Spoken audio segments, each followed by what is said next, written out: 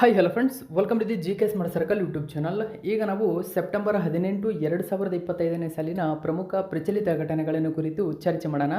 ನಿಮಗೆಲ್ಲ ಗೊತ್ತಿರಲಿ, ಪ್ರತಿದಿನ ನಾನು ಕನ್ನಡದ ಪ್ರಜಾವಾಣಿ ಸೇರಿದಂತೆ ಕನ್ನಡದ ಇತರ ಎಲ್ಲ ನ್ಯೂಸ್ ಪೇಪರ್ಗಳು, ಇಂಗ್ಲೀಷ್ನ ದಿ ಹಿಂದೂ ಮತ್ತು ಇಂಗ್ಲೀಷ್ನ ಇತರ ಎಲ್ಲ ನ್ಯೂಸ್ ಪೇಪರ್ಗಳ ಜೊತೆಗೆ ಕೇಂದ್ರ ಸರ್ಕಾರ ಪ್ರತಿದಿನ ಅಪ್ಡೇಟ್ ಮಾಡ್ತಕ್ಕಂಥ PIB ನ್ಯೂಸ್ ಪೇಪರ್ಗಳ ಪ್ರಮುಖ ಪ್ರಚಲಿತ ಘಟನೆಗಳನ್ನು ನಿಮ್ಮ ಮುಂದೆ ತರ್ತಾ ಇರ್ತೇನೆ. ಹಾಗಾದರೆ ಇವತ್ತಿನ ಕ್ವಶ್ಚನ್ ನಂಬರ್ 1 ಏನಿದೆ ಅಂತ ನೋಡೋಣ ಬನ್ನಿ. ಗಮನಿಸಿ ಒಂದನೇ question. International institute for management development, ಅಂದರೆ ಇದನ್ನ IMD ಅಂತ ಕರೀತಾರೆ. ಅಂದರೆ ಇನ್ಸ್ಟಿಟ್ಯೂಟ್ ಫಾರ್ ಮ್ಯಾನೇಜ್ಮೆಂಟ್ ಡೆವಲಪ್ಮೆಂಟ್ ಇತ್ತೀಚೆಗೆ ಬಿಡುಗಡೆ ಮಾಡಿದ 2025ರ ವಿಶ್ವ ಪ್ರತಿಭಾ ಶ್ರೇಯಾಂಕ ಪಟ್ಟಿಯಲ್ಲಿ ಭಾರತ ಎಷ್ಟನೇ ಸ್ಥಾನವನ್ನು ಪಡೆದುಕೊಂಡಿದೆ? ನೋಡಿ, ವಿಶ್ವ ಪ್ರತಿಭಾ ಶ್ರೇಯಾಂಕ ಅಂತಂದರೆ ವರ್ಲ್ಡ್ ಟ್ಯಾಲೆಂಟ್ ರ್ಯಾಂಕಿಂಗ್ ಅಂತ ಕರಿತೇವೆ. ಇದು ಮೋಸ್ಟ್ ಇಂಪಾರ್ಟೆಂಟ್ ಆಗುತ್ತೆ. ಡೈರೆಕ್ಟಾಗಿ ನಿಮಗೆ ಪ್ರತಿಭಾ ಶ್ರೇಯಾಂಕ ಅಂತ ಬಿಟ್ಟು ವರ್ಲ್ಡ್ ಟ್ಯಾಲೆಂಟ್ ರ್ಯಾಂಕಿಂಗ್ ಅಂತಲೇ ಕೊಡ್ಬೋದು. ಸೊ ಆ ಕಾರಣಕ್ಕಾಗಿ ನಿಮಗೆ ನೆನಪಿರಬೇಕು, ಭಾರತ ಈ ರ್ಯಾಂಕಿಂಗಲ್ಲಿ 63ನೇ ಸ್ಥಾನವನ್ನು ಪಡೆದುಕೊಂಡಿದೆ. ಹಾಗಾದರೆ ಯಾವ ದೇಶ ಅಗ್ರಸ್ಥಾನ ಪಡೆದಿದೆ? ಈ ಎಲ್ಲ ಡೀಟೇಲ್ಸನ್ನು ತಿಳ್ಕೊಳ್ಳೋಣ. ಇಲ್ಲಿ ಗಮನಿಸಬಹುದು, ನ್ಯೂಸ್ ಪೇಪರಲ್ಲಿ ಮಾಹಿತಿಯನ್ನು ಕೊಟ್ಟಿದ್ದರು. ಯಾವ ನ್ಯೂಸ್ ಪೇಪರ್ ಅಂದರೆ ದ ಇಂಡಿಯನ್ ಎಕ್ಸ್‌ಪ್ರೆಸ್. ಗಮನಿಸಬಹುದು, IMD ರಿಲೀಸ್ ಮಾಡಿತ್ತು ವರ್ಲ್ಡ್ ಟ್ಯಾಲೆಂಟ್ ರ್ಯಾಂಕಿಂಗ್ 2025.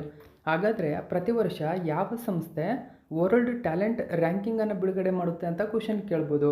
IMD ಅಂತ ನಿಮಗೆ ನೆನಪಿರಬೇಕು. ಹಾಗಾದರೆ ಹೆಚ್ಚಿನ ಡೀಟೇಲ್ಸ್ ನ್ಯೂಸ್ ಪೇಪರಲ್ಲಿ ಏನಿದೆ ಅಂತ ನೋಡೋಣ. ಸೊ ನೋಡಿ, ವಿಶ್ವ ಪ್ರತಿಭಾ ಶ್ರೇಯಾಂಕ 2025ರ ಪ್ರಕಾರ ಸ್ವಿಟ್ಜರ್ಲ್ಯಾಂಡ್ ಏನಿದೆ ಸತತ 10ನೇ ವರ್ಷವೂ ಪ್ರತಿಭಾ ಸ್ಪರ್ಧಾತ್ಮಕತೆಯಲ್ಲಿ ಅಗ್ರಸ್ಥಾನವನ್ನು ಉಳಿಸಿಕೊಂಡು ಬಂದಿದೆ. ಈ ವರ್ಷ ಯುರೋಪಿಯನ್ ರಾಷ್ಟ್ರಗಳೇ ಪ್ರಾಬಲ್ಯ ಸಾಧಿಸಿರತಕ್ಕಂಥದ್ದು.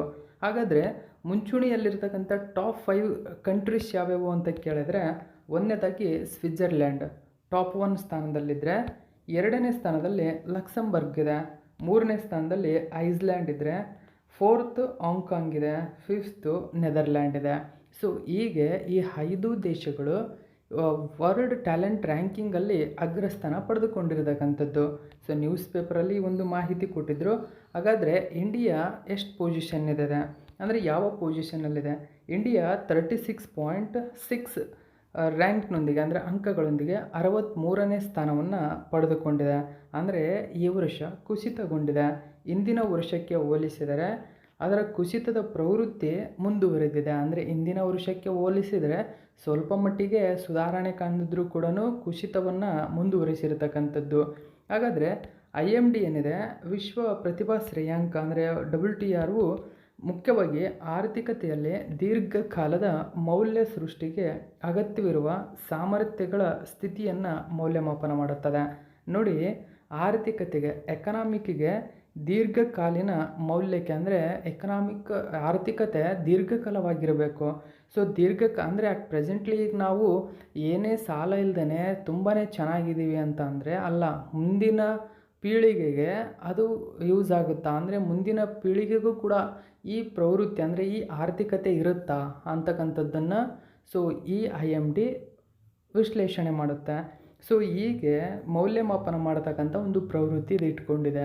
ಸೊ ಇದಕ್ಕೆ ಸಂಬಂಧಪಟ್ಟಂತೆ ಕ್ವಶನ್ ನಂಬರ್ 2 ನೋಡೋಣ ನಾವೀಗ. ಓಕೆ, ಸೊ 2ನೇ ಕ್ವಶನ್ ನೋಡಿ. ಇತ್ತೀಚೆಗೆ ಕೆಳಗಿನ ಯಾವ ಮೊಟ್ಟಮೊದಲ OECD ದೇಶವು ಭಾರತದೊಂದಿಗೆ ದ್ವಿಪಕ್ಷೀಯ ಹೂಡಿಕೆ ಒಪ್ಪಂದಕ್ಕೆ ಸಹಿ ಹಾಕಿದೆ? ನೋಡಿ, BIT ಭಾರತ ಪ್ರಮುಖ ಒಪ್ಪಂದದ ಒಂದು ಯೋಜನೆ ಇದು. ಸೊ ಈ BITಗೆ ಸೇರ್ಪಡೆಗೊಂಡ ಅಂದರೆ ಒಪ್ಪಂದಕ್ಕೆ ಸಹಿ ಹಾಕಿದ ಮೊಟ್ಟ ಮೊದಲ OECD ದೇಶ ಯಾವುದು? ಹಾಗಾದರೆ OECD ಅಂದ್ರೇನು ಇದರ ಬಗ್ಗೆನೂ ಕೂಡ ತಿಳಿಸ್ಕೊಡ್ತೀನಿ, ಅದು ಕೂಡ ನಿಮಗೆ ಯೂಸ್ಫುಲ್ ಆಗುತ್ತೆ ಎಕ್ಸಾಮ್ಗೆ. ಯಾವ ದೇಶ ಅಂತ ಕೇಳ್ತಾರೆ, ಸರಿಯಾದಂಥ ಉತ್ತರ ಇಸ್ರೇಲ್. ಸೊ ಮೋಸ್ಟ್ ಇಂಪಾರ್ಟೆಂಟ್ ಆಗುತ್ತೆ. ಇಸ್ರೇಲ್ ಮತ್ತು ಭಾರತದ ನಡುವಿನ ದ್ವಿಪಕ್ಷೀಯ ಸಂಬಂಧಗಳು ತುಂಬಾ ಚೆನ್ನಾಗಿದೆ. ಇದಕ್ಕೆ ಸಂಬಂಧಪಟ್ಟಂತೆ ಹೆಚ್ಚಿನ ಡೀಟೇಲ್ಸನ್ನು ನಾವು ನೋಡೋಣ. ನೋಡಿ, ಕನ್ನಡದ ನ್ಯೂಸ್ ಪೇಪರಲ್ಲಿ ಒಂದು ಮಾಹಿತಿ ಕೊಟ್ಟಿದ್ದರು. ಇಸ್ರೇಲ್ನ ಹಣಕಾಸು ಸಚಿವರಾದ ಸ್ಮಾಟ್ರಿಚ್ ಭಾರತಕ್ಕೆ ಭೇಟಿ ನೀಡಿದರು. ಈ ಸಂದರ್ಭದಲ್ಲಿ ಭಾರತ ಮತ್ತು ಇಸ್ರೇಲ್ ನಡುವೆ ಹೂಡಿಕೆ ಒಪ್ಪಂದ ಏರ್ಪಟ್ಟಿದೆ. ಸೊ ಯಾವುದು ಆ ಹೂಡಿಕೆ ಒಪ್ಪಂದ ಅಂತ ಅಂದರೆ ಗಮನಿಸಬಹುದು, ನಾನು ಹೇಳಿದಂತೆ ಬೈಲೇಟರಲ್ ಇನ್ವೆಸ್ಟ್ಮೆಂಟ್ ಟ್ರೀಟಿ ಅಂತ ಕರೀತಾರೆ. ಅಂದರೆ ಇದನ್ನು BIT ಅಂತ ಕರೀತಾರೆ. ಸೊ BIT ಬೈಲೇಟರಲ್ ಇನ್ವೆಸ್ಟ್ಮೆಂಟ್ ಟ್ರೀಟಿಗೆ ಭಾರತ ಮತ್ತು ಇಸ್ರೇಲ್ ಸಹಿ ಹಾಕಿರತಕ್ಕಂಥದ್ದು. ಹಾಗಾದರೆ ಈ ಒಪ್ಪಂದ ಏರ್ಪಟ್ಟರೆ ಏನೇನೆಲ್ಲ ಆಗುತ್ತೆ ಗಮನಿಸಬೇಕು. ಸೊ ಅಲ್ಲಿ OECD ಅಂತ ಅಂದರೆ ಆರ್ಥಿಕ ಸಹಕಾರ ಮತ್ತು ಅಭಿವೃದ್ಧಿ ಸಂಘಟನೆ ಅಂತ ಕರಿತೀವಿ. ಸೊ ಆರ್ಥಿಕ ಸಹಕಾರ ಮತ್ತು ಅಭಿವೃದ್ಧಿ ಸಂಘಟನೆ ಇಂಗ್ಲೀಷಲ್ಲಿ organisation for economic cooperation and development ಅಂತ ಕರೀತಾರೆ. ಸೊ ಈ ಯೋಜನೆ ಏನಿದೆ ಅಥವಾ ಈ ಸಂಘಟನೆ ಏನಿದೆ ಮುಖ್ಯವಾಗಿ ಆರ್ಥಿಕತೆಯಲ್ಲಿ ಸಹಕಾರ ಮತ್ತು ಆರ್ಥಿಕತೆಯಲ್ಲಿ ಅಭಿವೃದ್ಧಿಯನ್ನು ಉತ್ತೇಜಿಸುವುದಕ್ಕೆ ಇರತಕ್ಕಂಥ ಒಂದು ಪ್ರಮುಖ ಸಂಘಟನೆ. ಈ ಸಂಘಟನೆಯಲ್ಲಿ ಹಲವಾರು ದೇಶಗಳು ಸದಸ್ಯತ್ವ ಪಡೆದಿವೆ. ಅದರಲ್ಲಿ ಒಂದು ದೇಶ ಇಸ್ರೇಲ್. ಸೊ ಹೀಗೆ ಇಸ್ರೇಲ್ ದೇಶವೊಂದು OECD ಸದಸ್ಯವಾಗಿದ್ದು OECD ಸದಸ್ಯ ದೇಶವೊಂದು ಭಾರತದೊಂದಿಗೆ ಈ ಚೌಕಟ್ಟಿನಲ್ಲಿ ಸಹಿ ಹಾಕಿದ್ದು ಇದೇ ಮೊಟ್ಟ ಮೊದಲು ಎಂಬ ಮಾಹಿತಿಯನ್ನು ನ್ಯೂಸ್ ಪೇಪರಲ್ಲಿ ಕೊಟ್ಟಿದ್ದರು. ಸೊ ಇದು ನಿಮಗೆ ಎಕ್ಸಾಮಿಗೆ ಇಂಪಾರ್ಟೆಂಟ್ ಆಗುತ್ತೆ. 1996 ಭಾರತ ಮತ್ತು ಇಸ್ರೇಲ್ ನಡುವೆ ಸಹಿ ಹಾಕಲಾದ ಹಳೆಯ BIT ಆವೃತ್ತಿಯನ್ನು ಇದೀಗ ಬದಲಾಯಿಸಲಾಗಿದೆ.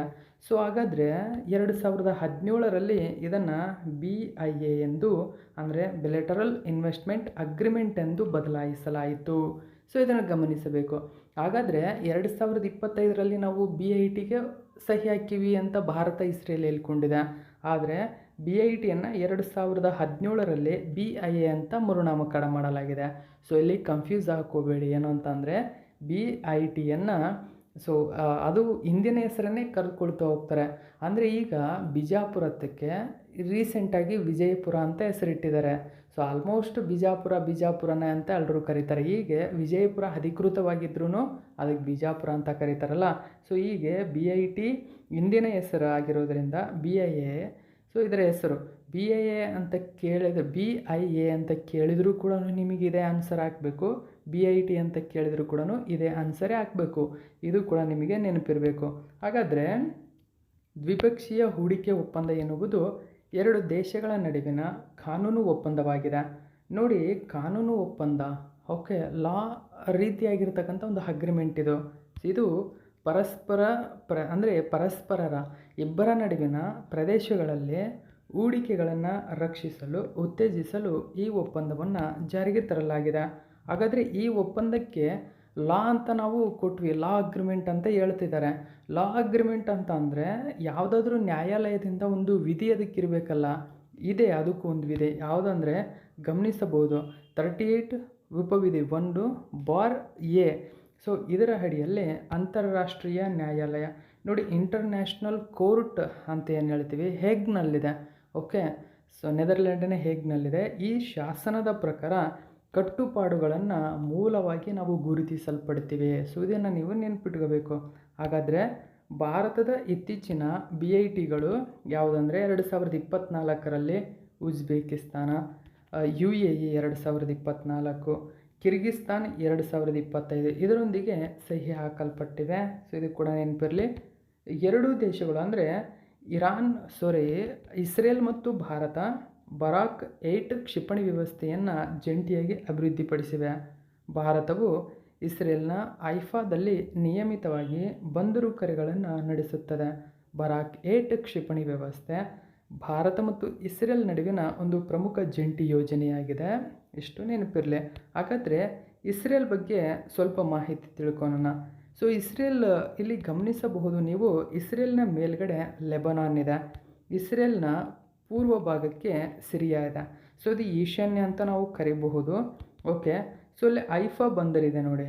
ಸೊ ಹೈಫಾ ಈ ಬಂದರಿನ ಮೂಲಕ ಭಾರತ ನಿಯಮಿತವಾಗಿ ಅನ್ಲಿಮಿಟೆಡಾಗಿ ವ್ಯಾಪಾರವನ್ನು ಮಾಡುತ್ತೆ. ಸೊ ಯಾಕಂದರೆ ಒಪ್ಪಂದ ಮಾಡಿಕೊಂಡಿದ್ದಾವೆ.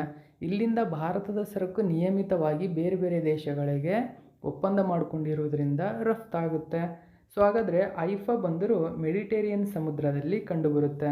ಹಾಗಾದರೆ ಇಸ್ರೇಲ್ ಮೆಡಿಟೇರಿಯನ್ ಸಮುದ್ರದ ಪಕ್ಕದಲ್ಲಿರ್ತಕ್ಕಂಥ ಒಂದು ದೇಶವಾಗಿದೆ. ಓಕೆ, ಸೊ ಇಸ್ರೇಲ್ನಲ್ಲಿ ಒಂದು ಪ್ರದೇಶ ಕಂಡುಬರುತ್ತೆ, ಗಮನಿಸಬಹುದು, ಟೈಬೇರಿಯಸ್ ಅಂತ ಕರಿತೀವಿ. ಇಲ್ಲಿ ಸಿ ಆಫ್ ಗಲೀಲಿ ಕಂಡುಬರುತ್ತದೆ. ಸುಮಾರು ಸರಿ ಇದು ರೀಸೆಂಟ್ ನ್ಯೂಸಲ್ಲಿರುತ್ತೆ. ಸೊ ಅದರ ಜೊತೆಗೆ ಜೋರ್ಡಾನ್ ರಿವರ್ ಇಲ್ಲಿದೆ ನೋಡಿ. ಸೊ ಜೋರ್ಡಾನ್ ರಿವರು, ಇಸ್ರೇಲ್ನ ಅತಿ ದೊಡ್ಡ ಬ್ಯಾಂಕ್ ಒಂದು ಕಂಡುಬರುತ್ತದೆ, ವೆಸ್ಟ್ ಬ್ಯಾಂಕ್. ಸಮೇರಿಯಾ ಅಂತ ಕರೀತಾರೆ. ಸಮೇರಿಯಾ ಅಂತಕ್ಕಂಥ ಒಂದು ಸ್ಥಳ, ಆ ಸ್ಥಳ ಇಸ್ರೇಲ್ನಲ್ಲಿದೆ. ಆ ಇಸ್ರೇಲ್ನಲ್ಲಿರ್ತಕ್ಕಂಥ ಈ ಸ್ಥಳದಲ್ಲಿ ವೆಸ್ಟ್ ಬ್ಯಾಂಕ್ ಇದೆ. ಸೊ ವೆಸ್ಟ್ ಬ್ಯಾಂಕ್ ತುಂಬಾ ಸುದ್ದಿಯಲ್ಲಿರುತ್ತೆ. ಸೊ ಈ ವೆಸ್ಟ್ ಬ್ಯಾಂಕ್ ಮತ್ತು ಇಸ್ರೇಲ್ ಮತ್ತು ಸಮೇರಿಯಾ ನಡುವೆ ಒಂದು ಸಮುದ್ರ ಕಂಡುಬರುತ್ತದೆ ಸ್ನೇಹಿತರೆ. ಇದು ಡೆಡ್ ಸಿ ಅಂದರೆ ಮೃತ ಸಮುದ್ರ ಅಂತ ಕರೀತಾರೆ. ಸೊ ಮೃತ ಸಮುದ್ರದ ಬಗ್ಗೆ ನೀವು ಕೇಳಿರ್ತೀರ. ಅಲ್ಲಿ ಯಾವುದಾದ್ರೂ ಅಂದರೆ ಅದು ಮುಖ್ಯವಾಗಿ ಅಂಟಾರ್ಟಿಕ್ ಸಾಗರದಲ್ಲಿ ಒಂದು ಕಂಡುಬರತಕ್ಕಂಥದ್ದು ಇದು. ಅಲ್ಲಿ ಕೂಡ ಕಂಡುಬರುತ್ತದೆ. ಇಲ್ಲಿ ಯಾವುದಾದ್ರೂ ವಿಮಾನ ಹೋದರೂ ಕೂಡ ಅದಕ್ಕೆ ಗ್ರಾವಿಟೇಷನ್ ಇರೋಲ್ಲ, ಬೇಗನೆ ಅಲ್ಲಿ ತಮ್ಮ ಗ್ರಾವಿಟೇಷನನ್ನು ಕಳ್ಕೊಂಡು ಅದರೊಳಗೆ ಹೋಗ್ಬಿಡ್ತವೆ. ಸೊ ಹೀಗೆ ಡೆಡ್ ಸಿ ಅಂದರೆ ಮೃತ ಸಮುದ್ರ ಕೂಡ ಇಲ್ಲೇ ಕಂಡುಬರುತ್ತದೆ. ಇದ್ರ ಕೂಡ ನೆನಪಿರಲಿ. ಇನ್ನೊಂದು ಅತ್ಯಂತ ಸುದ್ದಿಯಲ್ಲಿರ್ತಕ್ಕಂಥದ್ದು ಗಾಜಾ. ನೋಡಿ, ಗಾಜಾ ಇಸ್ರೇಲ್ನ ಅಂದರೆ ಮೆಡಿಟೇರಿಯನ್ ಸಮುದ್ರದ ದಕ್ಷಿಣಕ್ಕೆ ಕಂಡುಬರುತ್ತೆ. ಸೊ ಇಲ್ಲಿ ಕಂಡುಬರುತ್ತೆ ನೋಡಿ ಗಾಜಾ ಸಿಟಿ. ಸೊ ಇದನ್ನು ಇಸ್ರೇಲ್ ಇದೀಗ ಸಂಪೂರ್ಣವಾಗಿ ನಾಶ ಮಾಡಿದೆ. ಓಕೆ, ಇಸ್ರೇಲ್ನ ಮುಖ್ಯವಾಗಿ ಜೋರ್ಡಾನ್ ಕಂಡುಬರುತ್ತದೆ ಪಕ್ಕದಲ್ಲಿ. ಇಸ್ರೇಲ್ ಇದು ಸಂಪೂರ್ಣ ಇಸ್ರೇಲ್ ಪ್ರದೇಶ. ಸೊ ಇಸ್ರೇಲ್ನ ಪಕ್ಕದಲ್ಲಿ ಈಜಿಪ್ಟ್ ಕಂಡುಬರುತ್ತೆ. ಸೊ ಇದಕ್ಕೆ ಇಸ್ರೇಲ್ನಿಗೆ ಸಂಬಂಧಪಟ್ಟಂಥ ಒಂದು ಮಾಹಿತಿ ಇದು. ನೆಕ್ಸ್ಟು 3ನೇ ಕ್ವಶನ್ ನೋಡಿ. ಕ್ಯಾಬಿನೆಟ್ ಅನುಮೋದನೆ ಮಾಡಿದ ಮೊಕಾಮ ಮುಂಗರ್ ಗ್ರೀನ್ಫೀಲ್ಡ್ ಹೆದ್ದಾರಿ ಯೋಜನೆ ಸೊ ಯಾವ ರಾಜ್ಯದಲ್ಲಿ ನಿರ್ಮಿಸಲಾಗುವುದು? ಸರಿಯಾದಂಥ ಉತ್ತರ ಬಿಹಾರ. ನೋಡಿ, ಬಿಹಾರದಲ್ಲಿ ಗಂಗಾ ನದಿ ಹರಿಯುತ್ತದೆ, ಅದು ನಿಮಗೆ ಗೊತ್ತು. ಸೊ ಈ ಬಿಹಾರದಲ್ಲಿ ಹರಿತಕ್ಕಂಥ ಗಂಗಾ ನದಿಯ ಮೇಲೆ ಮೊಕಾಮ ಮುಂಗಲ್ ಗ್ರೀನ್ಫೀಲ್ಡ್ ಹೆದ್ದಾರಿ ಯೋಜನೆಯನ್ನು ನಿರ್ಮಾಣ ಮಾಡುವುದಕ್ಕೆ ಕೇಂದ್ರ ಸರ್ಕಾರ ಅಥವಾ ಕ್ಯಾಬಿನೆಟ್ ಇದಕ್ಕೆ ಅನುಮೋದನೆಯನ್ನು ನೀಡಿದೆ. ಸೊ ಈ ಮೂಲಕ ಗಂಗಾ ನದಿಯಲ್ಲಿ ನಿರ್ಮಾಣ ಆಗ್ತಕ್ಕಂಥ ಅತಿ ದೊಡ್ಡ ಪ್ರಾಜೆಕ್ಟ್ಗಳಲ್ಲಿ ಇದು ಕೂಡ ಒಂದಾಗಿದೆ. ಸೊ ಎಕ್ಸಾಮಿಗೆ ಇದು ಇಂಪಾರ್ಟೆಂಟ್ ಆಗುತ್ತೆ, ಕೇಳ್ತಕ್ಕಂಥ ಚಾನ್ಸಸ್ ಇರುತ್ತೆ, ನೆನಪಿರಲಿ. ನೋಡಿ, CCEA ಅಂತ ಕರೀತಾರೆ. Approves 4447 crore. Okay, so Mokama Munger greenfield highway project ಇದು. ಸೊ ಇಲ್ಲಿ ಮ್ಯಾಪಲ್ಲಿ ನೀವು ಗಮನಿಸಬಹುದು. ಓಕೆ, ಬಿಹಾರದ ಮೂಲಕ ಗಂಗಾ ನದಿ ಹರಿಯುವುದನ್ನು ನೀವು ಗಮನಿಸಬಹುದು. ಸೊ ಇಲ್ಲಿ ಮುಂಗೂರಿದೆ ನೋಡಿ. ಸೊ ಈ ಮುಂಗೂರಿನಿಂದ ಹೋಗ್ತಕ್ಕಂಥ ಮೊಕಾಮ ಒಂದು ಸ್ಥಳ, ಇಲ್ಲಿಂದ ಹೋಗ್ತಕ್ಕಂಥ ಒಂದು ಪ್ರಮುಖ ಯೋಜನೆ ಇದು. ಓಕೆ, ಸೊ ಇದಕ್ಕೆ ಸಂಬಂಧಪಟ್ಟಂತೆ ನಿಮಗೆ ಮಾಹಿತಿ ಸಾಕಿಷ್ಟು ನೆನಪಿರಲಿ. ಸೊ CCEA ಅಂದರೆ cabinet committee on economic affair ಅಂತ ಕರೀತಾರೆ. ಓಕೆ, ನರೇಂದ್ರ ಮೋದಿ ನೇತೃತ್ವದಲ್ಲಿ ಇದಕ್ಕೆ ಮುಖ್ಯವಾಗಿ ಒಪ್ಪಂದಕ್ಕೆ ಅನುಮೋದನೆಯನ್ನು ನೀಡಲಾಗಿದೆ. ಸೊ ನ್ಯೂಸ್ ಪೇಪರಲ್ಲಿ ಮಾಹಿತಿ ಇತ್ತು, ನೆನಪಿರಲಿ. ನೆಕ್ಸ್ಟು 4ನೇ ಕ್ವಶನ್ ನೋಡೋಣ. 4ನೇ ಕ್ವಶನ್ ಯಾವುದ್ರ ಬಗ್ಗೆ ಅಂದರೆ PMMSY ಅಂದರೆ ಪ್ರಧಾನಮಂತ್ರಿ ಮತ್ಸ್ಯ ಸಂಪದ ಯೋಜನೆ. ಪ್ರಧಾನಮಂತ್ರಿ ಮತ್ಸ್ಯ ಸಂಪದ ಯೋಜನೆ ಇತ್ತೀಚೆಗೆ ಅಂದರೆ ಸೆಪ್ಟೆಂಬರ್ 10ರಂದು 5 ವರ್ಷಗಳನ್ನು ಪೂರೈಸಿದೆ. ಓಕೆ, 5 ವರ್ಷಗಳನ್ನು ಪೂರೈಸಿದೆ. ಹಾಗಾದರೆ ಈ ಯೋಜನೆಯು ಕೆಳಗಿನ ಯಾವ ದಿನಾಂಕದಂದು ಪ್ರಾರಂಭಿಸಲಾಗಿದೆ? ಸೊ ಯಾವ ವರ್ಷ ಅಥವಾ ಯಾವ ದಿನಾಂಕದಂದು ಇದು ಪ್ರಾರಂಭವಾಗಿದೆ ಅಂದರೆ ಸೆಪ್ಟೆಂಬರ್ 10, 2020ರಂದು ಇದನ್ನು ಪ್ರಾರಂಭಿಸಲಾಗಿದೆ. ಸೊ ಈಗ ನಿಮಗೆ ಗೊತ್ತಾಗಿದೆ. ಹಾಗಾದರೆ ಇದು 5 ವರ್ಷಗಳನ್ನು ಪೂರೈಸಿದೆ ಅಂತ ನಿಮಗೆ ಗೊತ್ತಾಗಿದೆ. ಓಕೆ, ಸೆಪ್ಟೆಂಬರ್ 10, 2025ರ ವೇಳೆಗೆ 5 ವರ್ಷಗಳನ್ನು ಈ ಯೋಜನೆ ಪೂರೈಸಿದೆ. PMMSY ಅಂತ ಅಂದರೆ ಸೊ ಈ ಯೋಜನೆಯನ್ನು 2021ರಿಂದ 2024-25ರವರೆಗೆ ಸೊ ವರ್ಷಗಳ ಅವಧಿಗೆ ಮೀನುಗಾರಿಕೆ ಇಲಾಖೆ, ಮೀನುಗಾರಿಕೆ, ಪಶುಸಂಗೋಪನೆ ಮತ್ತು ಹೈನುಗಾರಿಕೆ ಸಚಿವಾಲಯ ಈ ಯೋಜನೆಯನ್ನು ಪ್ರಾರಂಭಿಸಿದ್ವು. ಓಕೆ, ಸೊ ಇದು ಮೀನುಗಾರಿಕೆ ವಲಯದಾದ್ಯಂತ ಅಲ್ಲಿನ ಘಟಕಗಳು ಮತ್ತು ಕೇಂದ್ರ ಪ್ರಾಯೋಜಿತ ಯೋಜನೆಯ ಘಟಕಗಳನ್ನು ಒಳಗೊಂಡಿರುವ ಛತ್ರಿ ಯೋಜನೆಯಾಗಿದೆ. ಛತ್ರಿ ಅಂದರೆ ಕೊಡೆ. ಛತ್ರಿ ಯೋಜನೆ ಅಂತಂದರೆ ಆ ರಾಜ್ಯ ಮತ್ತು ಕೇಂದ್ರ ಸರ್ಕಾರ ಜಂಟಿಯಾಗಿ ಅಲ್ಲಿಗೆ ಅಭಿವೃದ್ಧಿ ಮಾಡ್ತವೆ ಈ ಒಂದು ಯೋಜನೆ ಅಡಿಯಲ್ಲಿ. ಛತ್ರಿ ಯೋಜನೆ ಕೊಡೆಯಾಗಿ ಪರಿಣಮಿಸ್ತದೆ. ಅಂದರೆ ಸೊ ಎಲ್ಲಿ ಮತ್ಸ್ಯ ಒಂದು ವ್ಯವಸ್ಥೆ ಇರುತ್ತೋ ಅಲ್ಲಿನ ಘಟಕಗಳು, ಅಲ್ಲಿನ ಯೋಜನೆಗಳಿಗೆ ಕೇಂದ್ರ ಪ್ರಾಯೋಜಕವಾಗಿ ಕೊಡೆಯಾಗಿ ಆಶ್ರಯಾಗುತ್ತೆ. ಓಕೆ, ಸೊ ನೆಕ್ಸ್ಟು ಪ್ರಮುಖ ಸಾಧನೆ ನೋಡಿ. ದೇಶವು ವಿಶ್ವದ 2ನೇ ಅತಿ ದೊಡ್ಡ ಮೀನು ಉತ್ಪಾದಕ ರಾಷ್ಟ್ರವಾಗಿ ಹೊರಹೊಮ್ಮಿದ್ದು ಈ ಯೋಜನೆಯಿಂದಲೇ. ಅಂದರೆ ಜಾಗತಿಕ ಮೀನು ಉತ್ಪಾದನೆಗೆ 8% ಕೊಡುಗೆ ನೀಡುತ್ತದೆ. ಕಾರಣ ಏನು ಅಂತಂದರೆ ಈ ಯೋಜನೆ ಅಡಿಯಲ್ಲಿ. ಸೊ ಈ ಯೋಜನೆ ಅಡಿಯಲ್ಲಿ ಅವರಿಗೆ ಸಕಾಲಕ್ಕೆ ಹಣಕಾಸಿನ ವ್ಯವಸ್ಥೆ ಆಗಿರ್ಬೋದು, ಸೂರು ಮತ್ತು ಅಂತಾರಾಷ್ಟ್ರೀಯ ಒಂದು ಗಡಿ ಇರುತ್ತಲ್ಲ, ಅಲ್ಲಿಗೆ ಸಂಬಂಧಪಟ್ಟಂಥ ನಿಯಂತ್ರಣಗಳು ಇವೆಲ್ಲದರ ಬಗ್ಗೆ ಅರಿವು ಮತ್ತು ಅವರಿಗೆ ಪ್ರಾಯೋಜಿಕವಾಗಿರುವುದರಿಂದ ಇದೀಗ ವಿಶ್ವದ 2ನೇ ಅತಿದೊಡ್ಡ ಮೀನು ಉತ್ಪಾದಕ ರಾಷ್ಟ್ರ ಭಾರತವಾಗಿದೆ. ಜೊತೆಗೆ ಮೀನು ಉತ್ಪಾದನೆಗೆ 8% ಕೊಡುಗೆ ನೀಡ್ತಾ ಇದೆ. ಇದರ ಜೊತೆಗೆ ಯೋಜನೆಯು 58 ಲಕ್ಷ ಜೀವನೋಪಾಯಗಳನ್ನು ಸೃಷ್ಟಿಸಿದೆ. ನೋಡಿ, 58 ಲಕ್ಷ ಜೀವನೋಪಾಯಗಳನ್ನು ಸೃಷ್ಟಿಸಿದೆ. 99,018 ಮಹಿಳೆಯರನ್ನು ಇದರ ಮೂಲಕ ಅಂದರೆ ಯೋಜನೆಯ ಮೂಲಕ ಸಬಲೀಕರಣಗೊಳಿಸಲಾಗಿದೆ. ಓಕೆ, ಇಷ್ಟು ಮಾಹಿತಿ ನೆನಪಿರಲಿ. ನೆಕ್ಸ್ಟು 5ನೇ ಕ್ವಶನ್ ನೋಡಿ. 2025ನೇ ಸಾಲಿನ ಪ್ರತಿಷ್ಠಿತ ಪೆಸಿಫಿಕ್ ರೀಚ್ 2025 ಅಥವಾ 2025ರ ವ್ಯಾಯಾಮವನ್ನು ಕೆಳಗಿನ ಯಾವ ದೇಶದಲ್ಲಿ ನಡೆಸಲಾಗುತ್ತದೆ? ನೋಡಿ, ಎಕ್ಸಸೈಸ್ ಪೆಸಿಫಿಕ್ ರೀಚ್ 2025 ಯಾವ ದೇಶದಲ್ಲಿ ಅಂದರೆ ಸಿಂಗಾಪುರದಲ್ಲಿ ನಡೆಸಲಾಗುತ್ತೆ. ಆಪ್ಷನ್ ನಂಬರ್ 2 ಸರಿಯಾಗಿದೆ. ಮಿನಿಸ್ಟ್ರಿ ಆಫ್ ಡಿಫೆನ್ಸ್ ಈ ಒಂದು ಮಾಹಿತಿಯನ್ನು ನೀಡಿತ್ತು. ನೋಡಿ, ಇಂಡಿಯನ್ ನ್ಯಾವಲ್ ಅಂದರೆ ಭಾರತದ ನೌಕಾಪಡೆಯ ಸಿಫ್ ನಿಸ್ತಾರ್ ಅಂತ ಕರೀತಾರೆ, ಎಂಟರ್ಸ್ ಚೆಂಗಿ ನಾವಲ್ ಬೇಸ್. ಓಕೆ, ಚೆಂಗಿ ನೌಕಾ ಒಂದು ನಿಲ್ದಾಣ ಅಥವಾ ನೌಕಾ ಸ್ಥಳ ಚೆಂಗಿ, ಇದೊಂದು ಅಂತಾರಾಷ್ಟ್ರೀಯ ವಿಮಾನ ನಿಲ್ದಾಣದ ಹೆಸರು ಕೂಡ. ಓಕೆ, ಅಂತಾರಾಷ್ಟ್ರೀಯ ಅತಿದೊಡ್ಡ ವಿಮಾನ ನಿಲ್ದಾಣ, ಜನನಿಬಿಡ ವಿಮಾನ ನಿಲ್ದಾಣಗಳಲ್ಲಿ ಚೆಂಗಿ ವಿಮಾನ ನಿಲ್ದಾಣ ಒಂದು. ಚೆಂಗಿ ಬೇಸ್ ಎಲ್ಲಿ ಕಂಡುಬರುತ್ತದೆ? ಸಿಂಗಾಪುರದಲ್ಲಿ ಕಂಡುಬರುತ್ತದೆ. ಸೊ ಇಲ್ಲಿ ಇದೀಗ ಭಾರತದ ನಿಸ್ತಾರ್ ಭಾಗವಹಿಸ್ತಾ ಇದೆ, ಎಂಟರ್ ಕೊಡ್ತಾ ಇದೆ. ಏನಕ್ಕೆ? ಈ ಬ್ಯಾಲಿಟರಲ್ ಅಂದರೆ ಆರ್ಟಿಸಿಪೇಟ್ ಎಕ್ಸಸೈಸ್ ಪೆಸಿಫಿಕ್ ರೀಚ್ 2025ಗೆ ಮೂಲಕ ಭಾಗವಹಿಸ್ತಾ ಇದೆ. ಸೊ ಯಾವ ಭಾರತೀಯ ಅಥವಾ ನೆವಿಯ ಯಾವ ಒಂದು ಹಡಗು ಇದಕ್ಕೆ ಭಾಗವಹಿಸ್ತಾ ಇದೆ ಅಂತ ಕೇಳಿದರೆ INS ನಿಸ್ತಾರ್ ಅಂತ ನೆನಪಿರಬೇಕು. ಇದು ಸಿಂಗಾಪುರದಲ್ಲಿ ನಡೆಯುವ ಈ ವ್ಯಾಯಾಮಕ್ಕೆ ಭಾಗವಹಿಸ್ತಾ ಇದೆ. ವ್ಯಾಯಾಮ ಪೆಸಿಫಿಕ್ ರೀಚ್ 40ಕ್ಕೂ ಹೆಚ್ಚು ರಾಷ್ಟ್ರಗಳ ಭಾಗವಹಿಸುವಿಕೆಯೊಂದಿಗೆ ದ್ವೈವಾರ್ಷಿಕ ಬಹುರಾಷ್ಟ್ರೀಯ ವ್ಯಾಯಾಮವಾಗಿದೆ. ಬಂದರು ಹಂತವು ಜಲಾಂತರ್ಗಾಮಿ ರಕ್ಷಣಾ ವ್ಯವಸ್ಥೆಗಳ ಕುರಿತು ಚರ್ಚೆಗಳು, ವಿಷಯ ತಜ್ಞರ ವಿನಿಮಯ ಅಂದರೆ SMEA ಸ್ಮಿ ಅಂತ ಕರೀತಾರೆ, ವೈದ್ಯಕೀಯ ವಿಚಾರಗಳನ್ನು ಇದು ಒಳಗೊಂಡಿರುತ್ತದೆ. ಸೊ ಅಂದರೆ ಈ ವ್ಯಾಯಾಮವನ್ನು ನಡೆಸುವ ಉದ್ದೇಶವೇನು? ಇಲ್ಲಿ ನೋಡಿ, ವ್ಯಾಯಾಮವನ್ನು ನಡೆಸುವ ಉದ್ದೇಶ ಇಲ್ಲಿದೆ. ಇದನ್ನು ನೀವು ಗಮನಿಸಿ, ಇಷ್ಟು ನೆನ್ಪಿಟ್ಕೋಬೇಕು. ನೆಕ್ಸ್ಟ್ 6ನೇ ಕ್ವಶನ್ ನೋಡೋಣ. ಗಮನಿಸಿ, ಇತ್ತೀಚೆಗೆ ಕೆಳಗಿನ ಯಾವ ದೇಶಗಳ ನಡುವೆ 2025ನೇ ಸಾಲಿನ ಪ್ರತಿಷ್ಠಿತ ತ್ರಿಪಕ್ಷೀಯ ಬಹು ಡೊಮೇನ್ ವ್ಯಾಯಾಮವಾದ ಫ್ರೀಡಮ್ ಏಡ್ಸ್ ಪ್ರಾರಂಭವಾಗಿದೆ? ಸೊ ಫ್ರೀಡಮ್ ಏಡ್ಸ್ ಎಂಬುದು, ಗಮನಿಸಿ, ಫ್ರೀಡಮ್ ಏಡ್ಸ್ ಎಂಬುದು ಒಂದು ಟ್ರೈಲ್ಯಾಟರಲ್ ಮಿಲಿಟರಿ ಅಥವಾ ಮಲ್ಟಿ ಡೊಮೇನ್ ಎಕ್ಸಸೈಸ್ ಆಗಿದೆ. ನೋಡಿ, ಟ್ರೈಲ್ಯಾಟರಲ್ ಅಂದರೆ 3 ತ್ರಿಪಕ್ಷೀಯ ದೇಶಗಳು, 3 ಪಕ್ಷಗಳು ಅಥವಾ 3 ದೇಶಗಳು ಸೇರಿಕೊಂಡು ನಡೆಸುವ ಬಹು ಹಂತದ ಅಥವಾ ಬಹು ಡೊಮೇನ್ ಎಕ್ಸಸೈಸ್ ಅಂದರೆ ಅದು ಫ್ರೀಡಮ್ ಏಡ್ಸ್. ಸೊ ಯಾವ್ಯಾವ ದೇಶಗಳು ನಡೆಸ್ತವೆ? ಅತ್ಯಂತ ಬಲಿಷ್ಠ ದೇಶಗಳಾದ ದಕ್ಷಿಣ ಕೊರಿಯಾ, ಯುನೈಟೆಡ್ ಸ್ಟೇಟ್ಸ್, ಜಪಾನ್, ಈ ದೇಶಗಳು ಫ್ರೀಡಮ್ ಏಡ್ಸ್ ನಡೆಸ್ತವೆ ಪ್ರತಿ ವರ್ಷ. ಇದು ನೆನಪಿರಬೇಕು.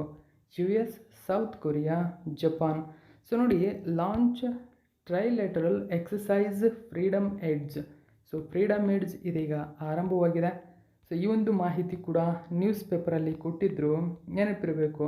ಸೊ ಈ ವ್ಯಾಯಾಮವೇನಿದೆ ಮುಖ್ಯವಾಗಿ ಸೆಪ್ಟೆಂಬರ್ 15ರಿಂದ 19ರವರೆಗೆ ಜೇಜು ದ್ವೀಪದ ಬಳಿ ಅಂತಾರಾಷ್ಟ್ರೀಯ ನೀರಿನಲ್ಲಿ ಪ್ರಾರಂಭವಾಗಿದೆ. ಜೇಜು ದ್ವೀಪದಲ್ಲಿ ಪ್ರಾರಂಭವಾಗಿದೆ. ಓಕೆ, ಸೆಪ್ಟೆಂಬರ್ 15ರಿಂದ 19ರವರೆಗೆ. ಸೊ ಈ ವ್ಯಾಯಾಮವು ಬ್ಯಾಲಿಸ್ಟಿಕ್ ಕ್ಷಿಪಣಿ ರಕ್ಷಣೆ ಆಗಿರ್ಬೋದು, ವಾಯು ರಕ್ಷಣೆ ಆಗಿರ್ಬೋದು, ವೈದ್ಯಕೀಯ ಸ್ಥಳಾಂತರಿಸುವಿಕೆ ಆಗಿರ್ಬೋದು, ಕಡಲ ಮಧ್ಯಸ್ಥಿಕೆ ತರಬೇತಿಯ ಮೇಲೆ ಕೇಂದ್ರೀಕರಿಸುತ್ತೆ. ಓಕೆ, ನೆಕ್ಸ್ಟ್ ನಾವು 7ನೇ ಕ್ವಶನ್ ನೋಡೋಣ. ಸೊ ಇಂಪಾರ್ಟೆಂಟ್ ಆಗುತ್ತೆ. ಇತ್ತೀಚೆಗೆ ಕೆಳಗಿನ ಯಾವ ಭಾರತೀಯ ಮಹಿಳಾ ಗ್ರ್ಯಾಂಡ್ ಮಾಸ್ಟರ್, ನೋಡಿ ಮಹಿಳಾ grand master FIDE grand Swiss ಟೂರ್ನಮೆಂಟನ್ನು ಸತತ 2ನೇ ಬಾರಿಗೆ ಗೆಲ್ಲುವ ಮೂಲಕ ಈ ಸಾಧನೆ ಮಾಡಿದ ಭಾರತದ ಮೊಟ್ಟ ಮೊದಲ ಆಟಗಾರ್ತಿ ಎಂಬ ಹೆಗ್ಗಳಿಕೆಗೆ ಪಾತ್ರವಾಗಿದ್ದಾರೆ? ಯಾರು ಹಾಗಾದರೆ? ಸೊ ಯಾರು ಅಂತಂದರೆ ವೈಶಾಲಿ. ಓಕೆ, ವೈಶಾಲಿ ಈ ಸಾಧನೆಯನ್ನು ಮಾಡಿದ್ದಾರೆ. ಗಮನಿಸಬಹುದು, ಪ್ರೈಮ್ ಮಿನಿಸ್ಟರ್ ನರೇಂದ್ರ ಮೋದಿ ಕೂಡ ವೈಶಾಲಿ ರಾಮೇಶ್ ಬಾಬು ಅವರಿಗೆ ವಿಶಸ್ ತಿಳಿಸಿದ್ದಾರೆ. ಪ್ರೈಮ್ ಮಿನಿಸ್ಟರ್ ನರೇಂದ್ರ ಮೋದಿ ಅವರು. FIDE women's Grand Swiss win ಆಗಿದ್ದಾರೆ ಇವರು ಸತತ 2ನೇ ಬಾರಿಗೆ. ಓಕೆ, ಎಲ್ಲ ನ್ಯೂಸ್ ಪೇಪರಲ್ಲೂ ಕೂಡ ಈ ಮಾಹಿತಿಯನ್ನು ಕೊಟ್ಟಿದ್ದರು. ಇಲ್ಲಿ ನೀವು ವೈಶಾಲಿಯನ್ನು ಗಮನಿಸಬಹುದು. ಓಕೆ, ಪ್ರಧಾನಿ ನರೇಂದ್ರ ಮೋದಿಯವರ ಜೊತೆಗೆ ನಿಂತಿರತಕ್ಕಂಥ ಒಂದು ಫೋಟೋ. ವೈಶಾಲಿ ರಮೇಶ್ ಬಾಬು ಇವರ ಪೂರ್ಣ ಹೆಸರು. ಓಕೆ, ವೈಶಾಲಿ ರಮೇಶ್ ಬಾಬು ಇತ್ತೀಚೆಗೆ ಉಜ್ಬೇಕಿಸ್ತಾನದ ಸಮರ್ಕಂಡ್ನಲ್ಲಿ ನಡೆದಂತಹ ಫಿಡೆ ಆವೃತ್ತಿಗಳ ನೋಡಿ, ಫಿಡೆ ಹಲವಾರು ಆವೃತ್ತಿಗಳನ್ನು ನಡೆಸುತ್ತೆ ಗ್ರ್ಯಾಂಡ್ ಚೆಸ್ಗೆ ಸಂಬಂಧಪಟ್ಟಂತೆ. ಫಿಡೆ ಇದೀಗ ಗ್ರ್ಯಾಂಡ್ ಸ್ವಿಸ್ ಟೂರ್ನಮೆಂಟನ್ನು ನಡೆಸ್ತಾ ಇದೆ. ಓಕೆ, ಗ್ರ್ಯಾಂಡ್ ಸ್ವಿಸ್ ಟೂರ್ನಮೆಂಟನ್ನು ನಡೆಸ್ತಾ ಇದೆ. ಇದರಲ್ಲಿ ಸತತ 2ನೇ ಬಾರಿಗೆ ವೈಶಾಲಿ ರಮೇಶ್ ಬಾಬು ಚಾಂಪಿಯನ್ ಆಗಿದ್ದಾರೆ. ಈ ಮೂಲಕ ವೈಶಾಲಿ ಮಹಿಳಾ ವಿಭಾಗದಲ್ಲಿ ಸತತ 2 ಬಾರಿ ಎಲೈಟ್ ಈವೆಂಟನ್ನು ಗೆದ್ದ ಮೊದಲ ಭಾರತೀಯ ಆಟಗಾರ್ತಿ ಎಂಬ ಹೆಗ್ಗಳಿಕೆಗೆ ಪಾತ್ರವಾಗಿದ್ದಾರೆ. ಅಂತಿಮ ಸುತ್ತಿನಲ್ಲಿ ಮಾಜಿ ಮಹಿಳಾ ವಿಶ್ವ ಚಾಂಪಿಯನ್ ಆದ ಟಾನ್ ಜೋಂಗಿ ವಿರುದ್ಧ ಡ್ರಾ ಮಾಡಿಕೊಂಡರು. ಈ ಮೂಲಕ ತಮ್ಮ ವಿಜಯವನ್ನು ಖಚಿತಪಡಿಸಿಕೊಂಡರು. ಈ ಗೆಲುವಿನೊಂದಿಗೆ ವೈಶಾಲಿ ಏನಿದ್ದಾರೆ ಕೊನೇರು ಹಂಪಿ, ದಿವ್ಯ ದೇಶ್ಮುಖ್ ಜೊತೆಗೆ 2026ರ ಕ್ಯಾಂಡಿಡೇಟ್ಸ್ ಟೂರ್ನಮೆಂಟಿಗೆ ಅರ್ಹತೆ ಪಡೆದ 3ನೇ ಭಾರತೀಯ ಮಹಿಳೆ ಎಂಬ ಹೆಗ್ಗಳಿಕೆಗೆ ಪಾತ್ರರಾದರು. ನೋಡಿ, ಹಿಂದಿನ ಆವೃತ್ತಿಯಲ್ಲಿ ಭಾರತವು ಫಿಡೆ ಗ್ರ್ಯಾಂಡ್ ಸ್ವಿಸ್ನಲ್ಲಿ ಪುರುಷ ಮತ್ತು ಮಹಿಳಾ ಎರಡೂ ಪ್ರಶಸ್ತಿಗಳನ್ನು ಗೆದ್ದುಕೊಂಡರು. ಓಕೆ, ಇದು ನೆನಪಿರಬೇಕು. ಆಗಸ್ಟ್ 2025ರ ICC ಪುರುಷರ ತಿಂಗಳ ಆಟಗಾರನಾಗಿ ಮೊಹಮ್ಮದ್ ಸಿರಾಜ್ ಆಯ್ಕೆಯಾಗಿದ್ದಾರೆ. ಇದು ಒಂದು news. Okay, so ICC August 2025ರ ಪುರುಷರ ತಿಂಗಳ ಆಟಗಾರ ಯಾರಾದರು ಅಂತ ಕೇಳಿದರೆ ಮೊಹಮ್ಮದ್ ಸಿರಾಜ್. ಇದು ನೆನಪಿರಲಿ, ಇದು ಕೂಡ ಇಂಪಾರ್ಟೆಂಟ್ ಆಗುತ್ತೆ ನಿಮಗೆ ಎಕ್ಸಾಮ್ಗೆ. ಓಕೆ, ನೆಕ್ಸ್ಟ್ 8ನೇ ಕ್ವಶನ್ ನೋಡೋಣ. ವಿಜ್ಞಾನ ಮತ್ತು ತಂತ್ರಜ್ಞಾನ ಸಚಿವಾಲಯವು ಪ್ರತಿ ವರ್ಷ ಕೊಡಮಾಡುವ 2025ನೇ ಸಾಲಿನ ಇನ್ಸ್ಪೈರ್ ಪ್ರಶಸ್ತಿ ಯೋಜನೆಯಲ್ಲಿ ಬಿಹಾರದ ಯಾವ ಜಿಲ್ಲೆ ದೇಶದಲ್ಲೇ ಪ್ರಥಮ ಸ್ಥಾನ ಪಡೆದಿದೆ? ಯಾವ ಜಿಲ್ಲೆ ಅಂತಂದರೆ ಸರಿಯಾಗಿರ್ತಕ್ಕಂಥ ಉತ್ತರ ಆಪ್ಷನ್ ನಂಬರ್ 3 ಮುಜಾಫರ್ಪುರ್. ಸೊ ಹಾಗಾದರೆ ಇನ್ಸ್ಪೈರ್ ಅವಾರ್ಡ್ ಸ್ಕೀಮ್ ಯಾರಿಗಾಗಿ ಸಂಬಂಧಪಟ್ಟಿದೆ?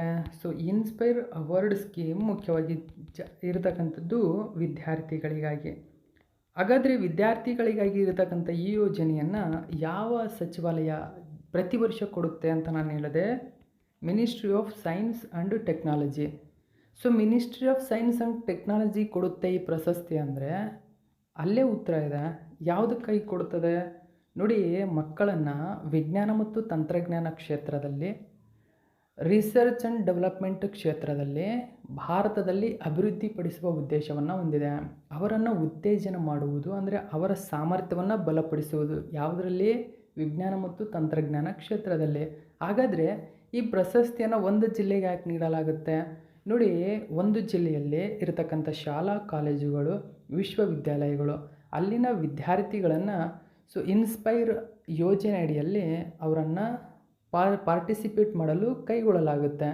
ಸೊ ಯಾವ ಒಂದು ಜಿಲ್ಲೆಯ ವಿದ್ಯಾರ್ಥಿಗಳು ಈ ಪಾರ್ಟಿಸಿಪೇಷನ್ನಲ್ಲಿ ಅಗ್ರಸ್ಥಾನವನ್ನು ಪಡಿತಾರೋ ಆ ವಿದ್ಯಾರ್ಥಿಗಳಿಗೆ ಇನ್ಸ್ಪೈರ್ ಅವಾರ್ಡ್ ಸ್ಕೀಮ್ನ ಅಡಿಯಲ್ಲಿ ಆ ಜಿಲ್ಲೆಗೆ ಈ ಪ್ರಶಸ್ತಿಯನ್ನು ಕೊಡಲಾಗುತ್ತೆ.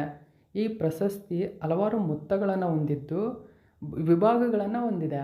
ಇದರ ಜೊತೆಗೆ ಆ ವಿದ್ಯಾರ್ಥಿಗಳ ಇನ್ನೂ ಅಭಿವೃದ್ಧಿಗಾಗಿ ಸರ್ಕಾರ ಇನ್ನೂ ಹೆಚ್ಚಿನ ಅನುದಾನವನ್ನು ಕೂಡ ಕೊಡುತ್ತೆ. ಇದನ್ನು ನೀವು ನೆನಪಿಟ್ಕೋಬೇಕು. ಅಂದರೆ ವಿದ್ಯಾರ್ಥಿಗಳನ್ನು ವಿಜ್ಞಾನ ಮತ್ತು ತಂತ್ರಜ್ಞಾನ ಕ್ಷೇತ್ರದಲ್ಲಿ ಉತ್ತೇಜಿಸುವ ಉದ್ದೇಶವನ್ನು ಹೊಂದಿದೆ ಈ ಯೋಜನೆ. ಸೊ ಇಷ್ಟು ಮಾಹಿತಿ ಇದಕ್ಕೆ ಸಂಬಂಧಪಟ್ಟಂತೆ ನೆನಪಿರಲಿ. ಗಮನಿಸಿ, Muzaffarpur tops national innovation ranking with 7403 students ideas. ನೋಡಿ, ಇಲ್ಲಿ ಮುಖ್ಯವಾಗಿ 7403 ಸ್ಟೂಡೆಂಟ್ಗಳ ಐಡಿಯಾಗಳು ನ್ಯಾಷನಲ್ ಇನ್ನೋವೇಷನ್ ರ್ಯಾಂಕಿಂಗಿಗೆ ಸಂಬಂಧಪಟ್ಟಂತೆ ಅಗ್ರಸ್ಥಾನ ಪಡೆದುಕೊಂಡಿವೆ. ಸೊ ಈ ಮೂಲಕ ನೋಡಿ, ಇಲ್ಲಿ ಬಿಹಾರ ಈ ಒಂದು ಇದರಲ್ಲಿ ಅಗ್ರಸ್ಥಾನ ಪಡ್ಕೊಂಡಿದ್ರೆ ಇಂದಿನ ವರ್ಷ ಅಗ್ರಸ್ಥಾನದಲ್ಲಿದ್ದಂತಹ ಬೆಂಗಳೂರನ್ನು ಓವರ್ಟೇಕ್ ಮಾಡಿದೆ. ಸೊ ಬಿಹಾರದ ಮುಜಾಫರ್ಪುರ್ ಈಗ ಅಗ್ರಸ್ಥಾನ ಬಂದಿದೆ. ಸೊ ಈ ಹಿಂದೆ ಬೆಂಗಳೂರು ಈ ಸ್ಥಾನದಲ್ಲಿತ್ತು, ಆದರೆ ಓವರ್ಟೇಕ್ ಮಾಡಿದೆ ಅದನ್ನು. ಸೊ ಬೆಂಗಳೂರು ಅದರ ಜೊತೆಗೆ ನಮ್ಮ ಬಾಗಲಕೋಟೆ. ಸೊ ಇವೆರಡೂ ಕೂಡ ನಂತರದ ಸ್ಥಾನದಲ್ಲಿವೆ. ಓಕೆ, ಸೊ ಇನ್ಸ್ಪೈರ್ ಯೋಜನೆಯಲ್ಲಿ ಪ್ರಥಮ ಸ್ಥಾನ ಗಳಿಸಿದೆ ಮುಜಾಫರ್ಪುರ್. ಸೊ ಇದು ಶಾಲಾ ಮಕ್ಕಳಲ್ಲಿ ಸೃಜನಶೀಲತೆ ಮತ್ತು ನವೀನ ಚಿಂತನೆಯ ಸಂಸ್ಕೃತಿಯನ್ನು ಬೆಳೆಸಲು ಕೇಂದ್ರದ ವಿಜ್ಞಾನ ಮತ್ತು ತಂತ್ರಜ್ಞಾನ ಸಚಿವಾಲಯ ಈ ಪ್ರಶಸ್ತಿಯನ್ನು ಘೋಷಣೆ ಮಾಡುತ್ತೆ. ಸೊ ನಂತರ ಸ್ಥಾನದಲ್ಲಿ ಬೆಂಗಳೂರು ನಗರ ಮತ್ತು ಬಾಗಲಕೋಟೆ ಜಿಲ್ಲೆಗಳಿವೆ.